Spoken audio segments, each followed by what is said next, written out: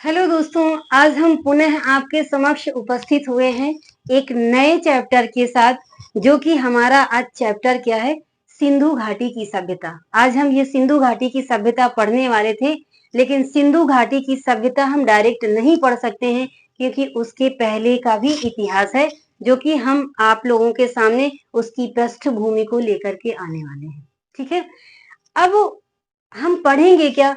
सबसे पहले तो इतिहास। हमारा ये कर्तव्य बनता है कि इतिहास, जो सब्जेक्ट हम पढ़ रहे हैं, उसका अर्थ जानना और उसकी परिभाषा जानना कि उस सब्जेक्ट का अर्थ क्या है। ठीक है, तो हम आपको ये बताना चाहते हैं कि इतिहास जो है, सबसे पहले इतिहास दो शब्दों से मिलकर बना है। वो शब्द कौन कौन से हैं? वो है इति धन हास। दो शब्द कौन कौन से हैं? दो शब्दों से मिलकर बना है। वो शब्द है इति धन हास, जिसमें इति का मतलब होता है ऐसा हुआ है। इति का मतलब क्या है? ऐसा हुआ है। और हास का मतलब क्या हुआ? पतन। हास का मतलब क्या हुआ? पतन।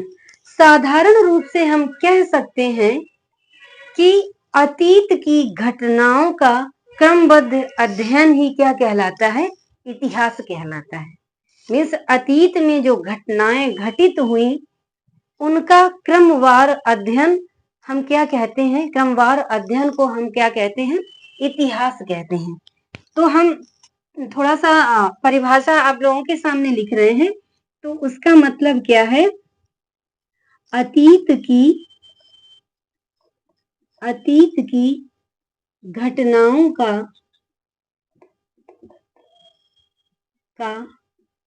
क्रमबद्ध अध्ययन,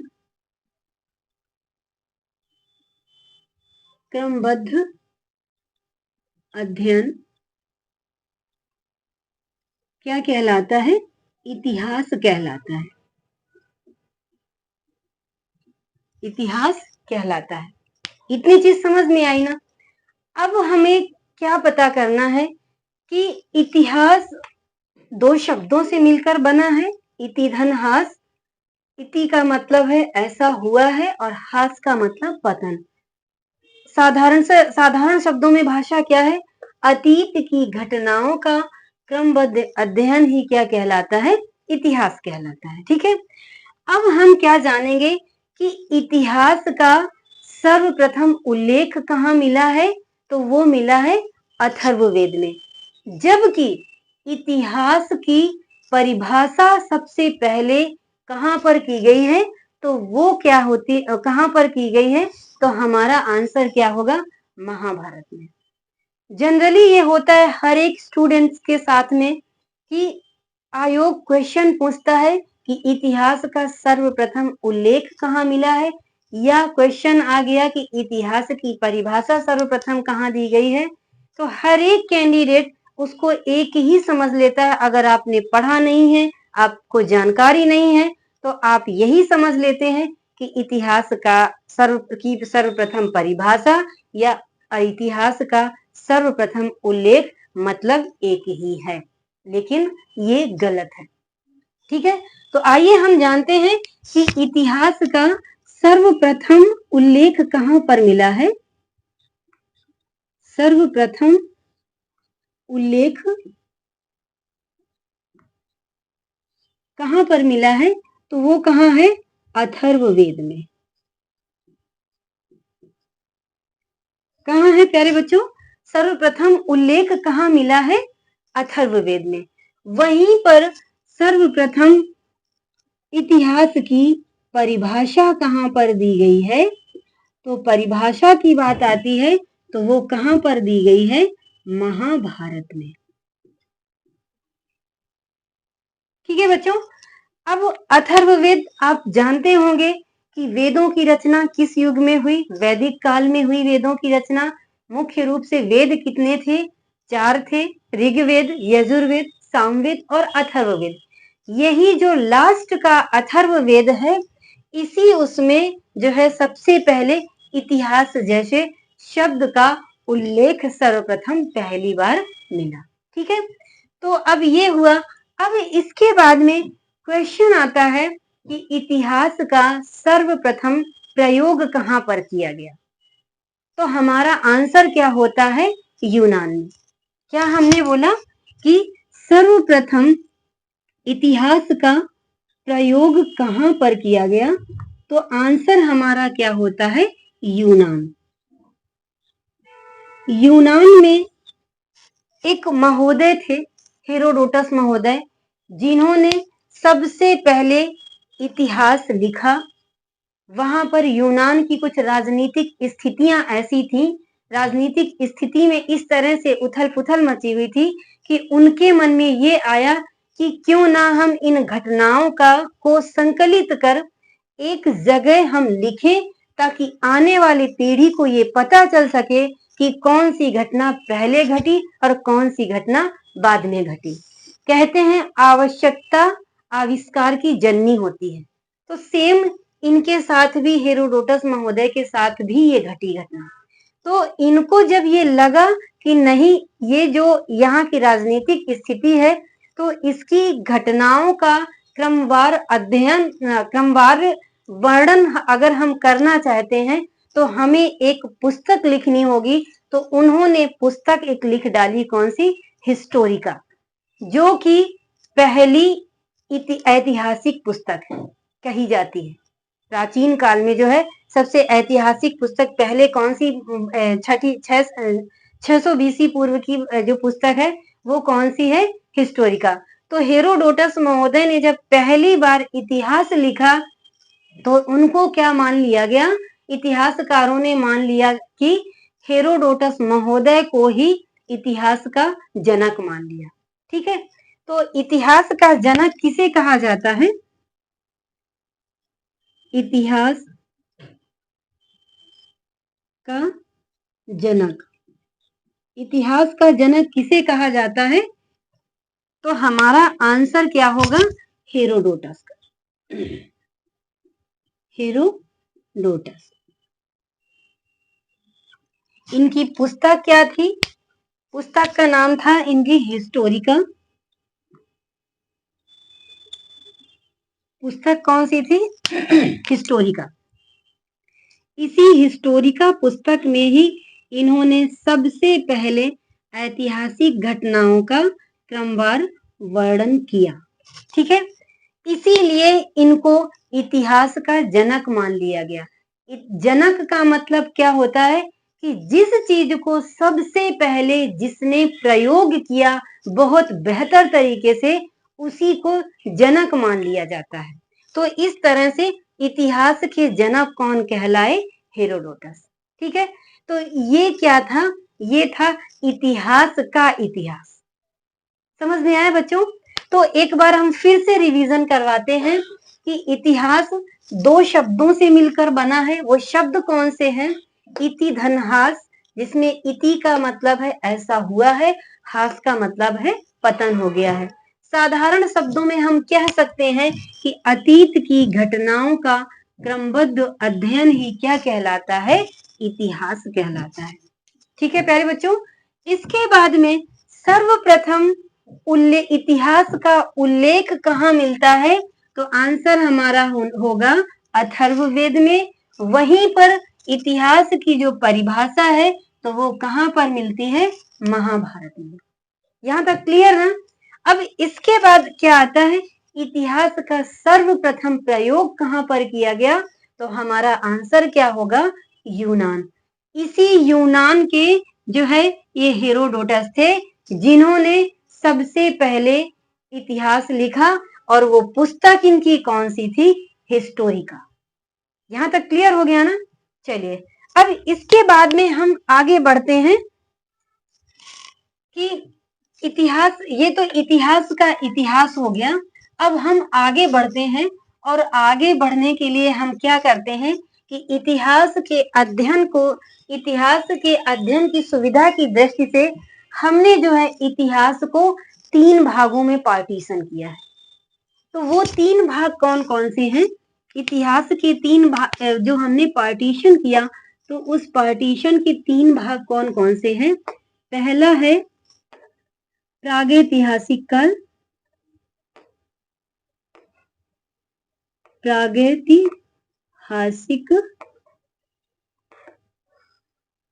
काल, और दूसरा क्या है? आद्य ऐतिहासिक काल, आद्य ऐतिहासिक काल, और तीसरा क्या है? तीसरा है ऐतिहासिक काल।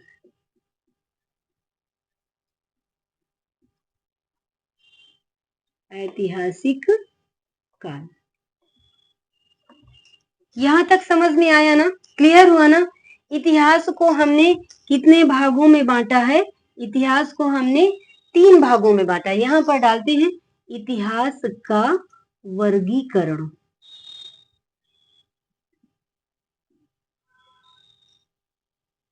वर्गीकरण हमने कितने भागों में किया? 3 भागों में किया। ठीक है। अब प्रागैतिहास को जो है इंग्लिश में हम क्या कहते हैं? Pre historic period. क्या बोलेंगे इंग्लिश में? क्या बोलेंगे? Pre historic period. Pre historic period, और आद्य इतिहास को हमने क्या बोला? Proto historic period. क्या बोलेंगे? Proto historic period. सॉरी। और इतिहास को क्या बोलेंगे? ऐतिहासिक काल को हिस्टोरिक पीरियड। ठीक है। Pre historic period, proto historic period और हिस्टोरिक पीरियड, 3 भागों में पार्टीशन किया। अब प्री हिस्टोरिक पीरियड की जो है इसका टाइम ड्यूरेशन क्या था? तो इसका टाइम ड्यूरेशन जो है था वो जो इसका जो टाइम ड्यूरेशन है, हर बहुत सारे इतिहासकारों ने अलग अलग माना है। कोई एग्जैक्ट हम ये नहीं कह सकते हैं कि नहीं उसका जो एक आयोग ने माना है वो एक ही है। कई सारे इतिहासकारों ने अलग अलग पार्टीशन अलग अलग टाइम ड्यूरेशन बताया है कि प्रागैतिहास काल का टाइम ड्यूरेशन क्या था और आद्य इतिहास काल का क्या था, ऐतिहास काल का था क्या था। तो हम थोड़ा सा उसको ऐसे ही अध्ययन की सुविधा की दृष्टि से हमने ऐसे सारे लोग सारे इतिहासकारों को जो है मिला करके एक वो मान लिया है। टाइम ड्यूरेशन क्या है? तो इसका है 6 लाख बीसी से लेकर 6 लाख बीसी से लेकर 1000 बीसी तक। ये क्या माना हमने? प्रागैतिहास काल का टाइम ड्यूरेशन माना। इसके बाद में आद्य इतिहास काल के अंतर्गत इसका टाइम ड्यूरेशन क्या है? 1000 बीसी से लेकर 600 बीसी तक। ठीक है। इसके बाद में जो 600 बीसी के बाद का जो भी इतिहास आता है तो वो किसके अंतर्गत आता है? इतिहास काल के अंतर्गत आता है। तो सबसे पहले हम जानेंगे कि क्या प्रागैतिहास काल, आद्य इतिहास काल, ऐतिहास काल में अंतर था? बिल्कुल था अंतर।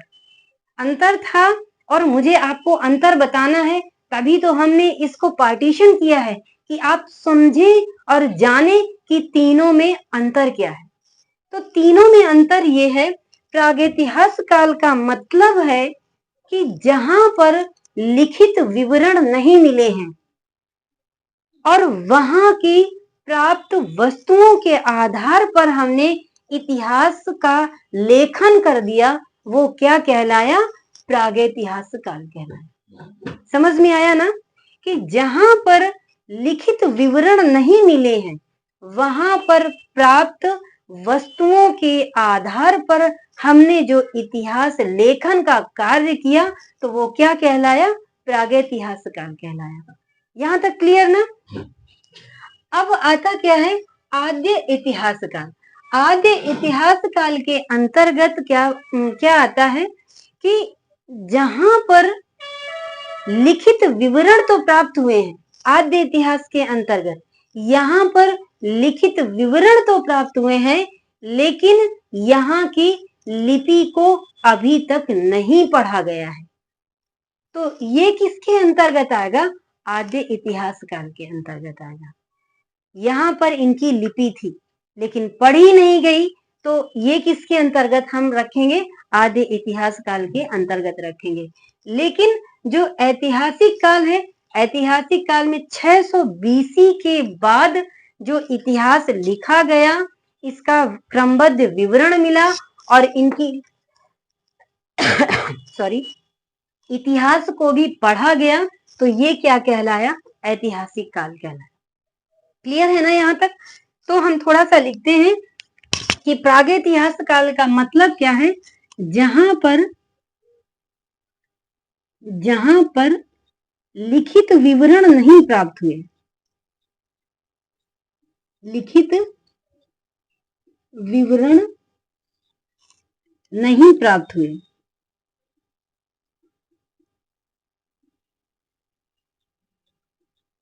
और आधार किसको बनाया? वहां की प्राप्त वस्तुओं को। आधार किसका बनाया? वस्तुओं को, कि जो वस्तुएं मिली उन्हीं वस्तुओं के आधार पर, अनुमान के आधार पर हमने इतिहास लेखन का कार्य कर दिया। वो क्या कहलाया? प्रागैतिहास काल कहलाया। आद्य इतिहास काल में क्या है कि जहां पर लिखित विवरण तो मिला है, क्या है? लिखित विवरण तो मिला है, लिखित विवरण तो मिला है, किंतु लिपि को पढ़ा नहीं जा सका। लिपि को पढ़ा नहीं जा सका। ये किसके अंतर्गत आएगा? आद्य इतिहास काल के अंतर्गत आएगा। ठीक है ना प्यारे बच्चों? समझ में आया ना यहाँ तक? अब इसके बाद में क्या है? ऐतिहास काल। यहाँ पर लिखित विवरण भी मिले हैं,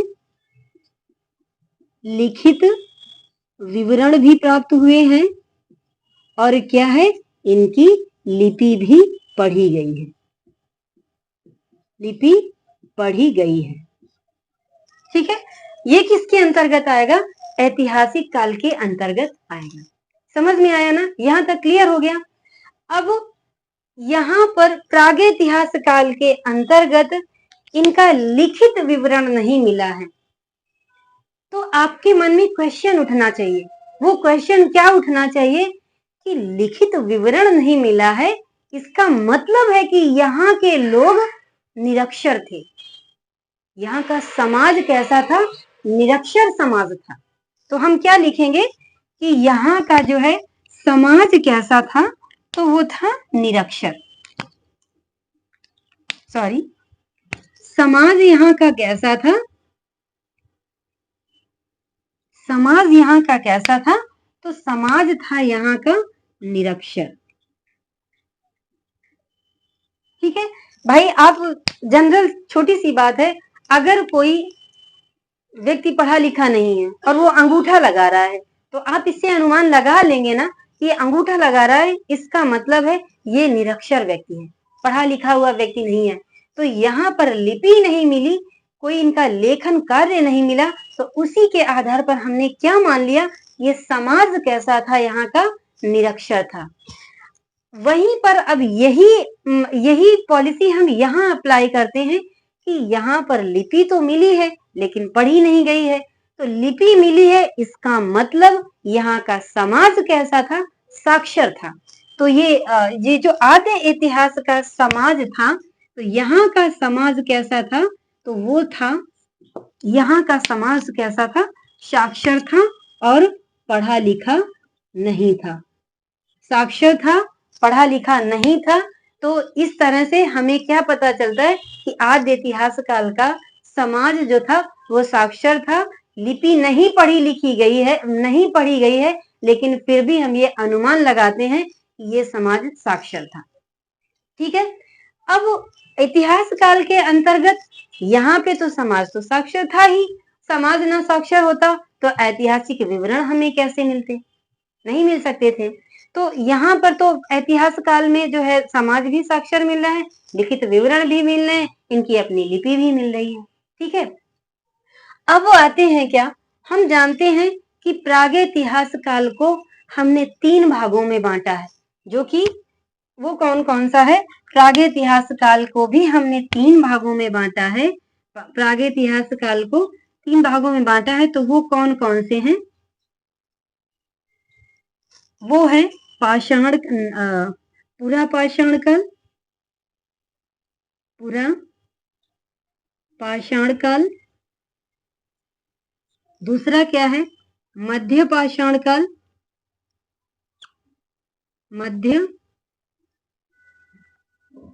पाषाण काल, और तीसरा क्या है नव पाषाण काल, नव पाषाण काल। ठीक है, इस प्रागैतिहास काल को हम पाषाण काल के भी नाम से जानते हैं। किस नाम से जानते हैं, पाषाण काल के भी नाम से जानते हैं। समझ में आया ना, इसको पाषाण काल के भी नाम से जानते हैं। इस पाषाण काल को हमने कितने भागों में डिवाइड किया है, तो वो है पुरा पाषाण काल, मध्य पाषाण काल, नव पाषाण काल। इसके अंतर्गत हम ये पढ़ेंगे। वहीं पर आदि इतिहास काल के अंतर्गत हमारी 2 सभ्यताएं आती हैं, वो कौन सी है, एक है सिंधु घाटी की सभ्यता या हड़प्पा सभ्यता, और दूसरी कौन सी है, वैदिक सभ्यता। ठीक है, तो इसके अंतर्गत हम कौन कौन सी सभ्यता पढ़ेंगे, इसके अंतर्गत हम सिंधु घाटी की सभ्यता पढ़ेंगे, सिंधु घाटी की सभ्यता पढ़ेंगे, और दूसरी सभ्यता कौन सी पढ़ेंगे, वैदिक काल की सभ्यता, वैदिक काल, वैदिक काल। ठीक है, अब आता है ऐतिहासिक काल। ऐतिहासिक काल में हम जो 600 बीसी से लेकर के 1947 की जो घटनाएं हैं उनके बारे में भी हम पढ़ेंगे। 600 बीसी का मतलब द्वितीय नगरीकरण, जब लोहे का आविष्कार जब हुआ तो उस समय द्वितीय नगरीकरण की क्रांति हुई। लोहे के आविष्कार से लोगों के अंदर कृषि करने की भावना हुई आई, और क्या हुआ कि जब कृषि हुई तो कृषि करने लगे तो लोग सुखी संपन्न हुए, और इन लोगों ने क्या किया कि अपने छोटे छोटे ग्रुप बना लिए, और उन ग्रुप को बढ़ा करके धीरे धीरे अपने कबीले बनाए। कबीले से राज्यों का गठन हुआ, और राज्यों से एक जो है राष्ट्र का गठन किया। तो इन्हीं राज्यों के अंतर्गत एक आता है महाजनपद, जो कि मगध साम्राज्य बहुत ही पावरफुल तरीके से उभर करके आया। तो ये 600 बीसी का मतलब है कि मगध साम्राज्य के उत्कर्ष के साथ जो है ये ऐतिहासिक काल स्टार्ट होता है। ठीक है, तो इस तरह से हमने क्या पढ़ा, इतिहास का वर्गीकरण। इतिहास का हमने वर्गीकरण कितने भागों में किया, वो 3 भागों में किया। कौन सा है, ऐतिहासिक, प्रागैतिहास काल, आद्य इतिहास काल और ऐतिहासिक काल। ठीक है, अब इसके बाद में क्या है, इसका टाइम ड्यूरेशन क्या है, 6 लाख बीसी से लेकर 1000 बीसी तक। वहीं पर आद्य ऐतिहास काल का टाइम ड्यूरेशन क्या है, 1000 बीसी से लेकर 600 बीसी तक। ऐतिहासिक काल का टाइम ड्यूरेशन क्या है, 600 बीसी से लेकर आज तक। समझ में आया ना।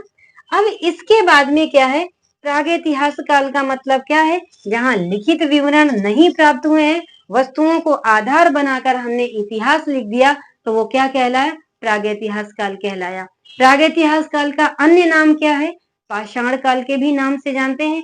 पाषाण काल को हमने कितने भागों में डिवाइड किया, 3 भागों में, पुरा पाषाण काल, मध्य पाषाण काल और नव पाषाण काल, जिसको हम समय के रहते आपके साथ चर्चा करेंगे। ठीक है, अब आता है क्या, प्रागैतिहास काल। प्रागैतिहास काल के बाद में प्रागैतिहास काल के अंतर्गत हम 2 सभ्यताओं को पढ़ेंगे। सिंधु घाटी की सभ्यता और वैदिक सभ्यता। यहाँ तक क्लियर है ना। इसके बाद में जो ऐतिहासिक काल है, ऐतिहासिक काल के अंतर्गत मगध साम्राज्य के उत्कर्ष से लेकर के जो आज तक की ऐतिहासिक घटनाएं हैं जो मानव गतिविधियों से जुड़ी हुई हैं, उसके बारे में हम अध्ययन करेंगे। तो देखिए, तो ये रहा बच्चों हमारा इतिहास का वर्गीकरण। अब कल हम आपके साथ एक नए टॉपिक के साथ आएंगे, जो कि हमारा टॉपिक क्या होगा, पुरा पाषाण काल। कल आपके समक्ष हम ये पुरा पाषाण काल लेके आएंगे, फिर पुरा पाषाण काल के बाद में मध्य पाषाण काल और फिर इसके बाद में नव पाषाण काल। ठीक है, तो इस तरह से हमारी क्लास कंटिन्यू रहेगी और एक के बाद एक चैप्टर लेकर के आएंगे, जो कि आपके लिए बहुत ही हेल्पफुल होने वाली है। तो एक बार मित्रों हम आपसे पुनः फिर से रिक्वेस्ट करते हैं कि प्लीज हमारे चैनल को लाइक करें, शेयर करें, सब्सक्राइब करें और बेल आइकन को दबाना ना भूलें, ताकि हमारी अगली आने वाली नोटिफिकेशन आपको सबसे पहले प्राप्त हो सके और आप उसका भरपूर लाभ उठा सके। तो मिलते हैं कल हम अगले वीडियो के साथ, और दीजिए मुझे इजाजत, और तब तक के लिए नमस्कार, धन्यवाद।